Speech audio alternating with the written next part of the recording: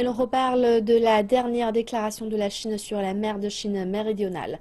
Et cette fois, il s'agit du déploiement de missiles sur les îles Xisha.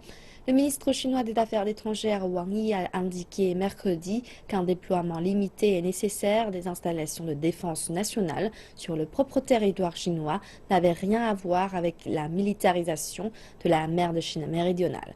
Cependant, les responsables gouvernementaux américains ont désapprouvé ce qui annonce de sérieuses discussions à cet égard dans un proche avenir.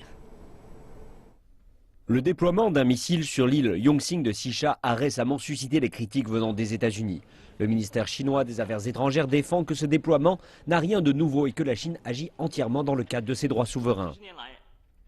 Les îles Xisha sont des territoires inhérents à la Chine et ne sont pas ces îles soi-disant contestées.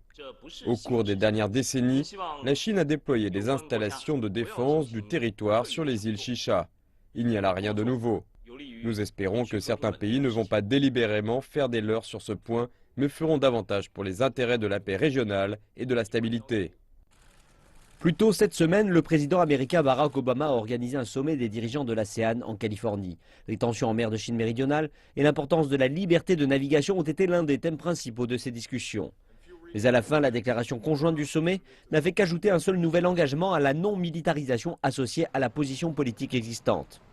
Cependant, les États-Unis ont continué à faire part de leurs inquiétudes quant aux actions de la Chine et ce qu'ils considèrent comme une militarisation de la région.